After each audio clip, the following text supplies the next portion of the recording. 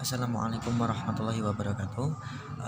Perkenalkan, nama saya Arif Abdullah, nomor absen 3 dari SMK ITS Smart Informatika Surakarta, kelas 12A.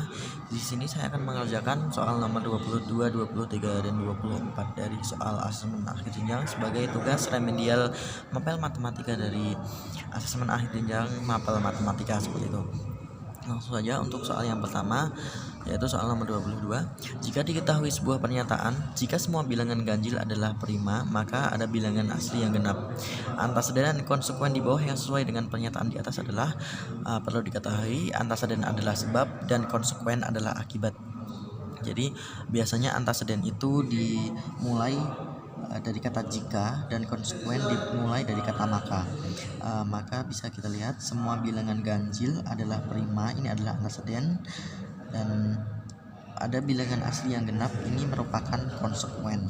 Nah, langsung kita cocokkan saja ke jawaban yang benar adalah C dengan antaseden atau penyebab, yaitu jika semua bilangan ganjil adalah prima, maka konsekuennya adalah ada bilangan asli yang genap.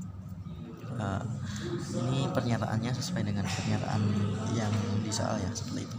Selanjutnya adalah tabel kebenaran. Nah, tabel kebenaran ini diambil salah satu bagian saja, yaitu jika pernyataan atau antaseden bernilai salah, maka konsekuen bernilai benar. Dalam tabel kebenaran ada beberapa formula yang perlu diketahui. Kita jelaskan saja sambil mengerjakan. Yang pertama adalah konjungsi bisa diartikan dalam kalimat dan. Nah, konjungsi ini rumusnya adalah jika kedua pernyataan bernilai benar, maka nilainya adalah benar.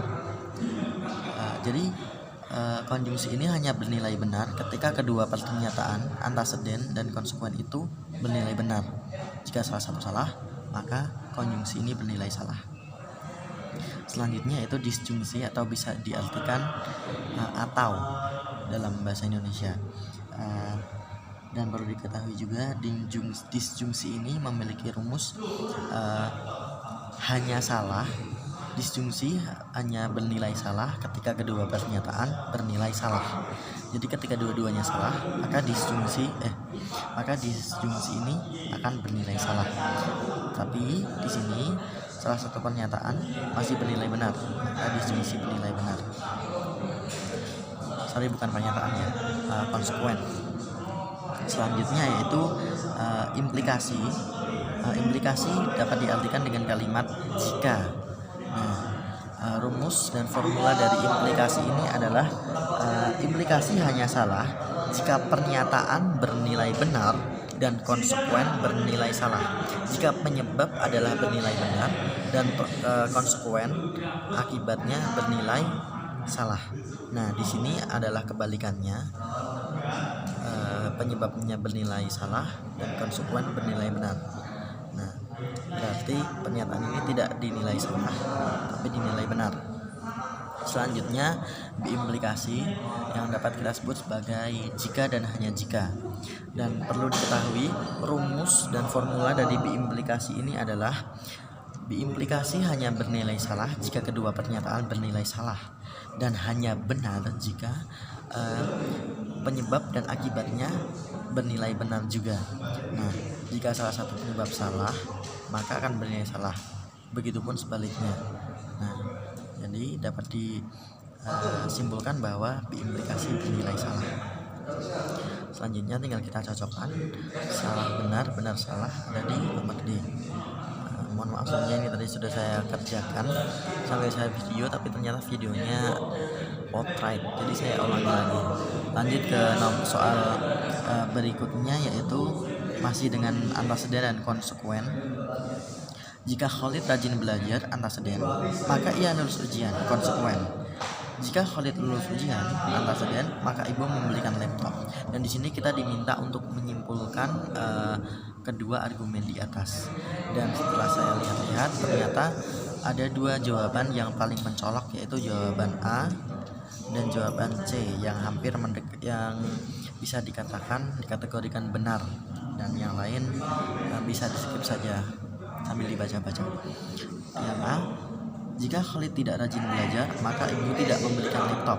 Ini bisa jadi benar karena jika Khalid tidak rajin belajar, maka Khalid tidak lulus ujian, maka ibu tidak memberikan laptop. Selanjutnya yang C adalah jika Khalid rajin belajar, maka ia lulus ujian, maka ibu memberikan laptop. Dan di sini saya akan memilih C karena apa?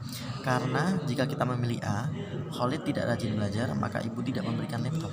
Belum tentu ketika Khalid tidak rajin belajar, maka Khalid tidak lulus ujian karena di pernyataan 1 dan pernyataan 2 tidak disebutkan jika Khalid tidak rajin belajar, maka Khalid tidak lulus ujian. Nah, karena tidak ada pernyataannya, maka pernyataan ini masih meragukan dan bisa kita skip saja dan kita lebih memilih C, pernyataan yang sudah ada dan kita nilai lebih benar dikarenakan ada buktinya seperti itu. Mungkin cukup itu saja pernyataan atau jawaban yang bisa saya berikan untuk soal remedial kali ini. Bila sekiranya ada salah dan kekurangan jelasannya, saya mohon maaf. Wassalamualaikum warahmatullahi wabarakatuh.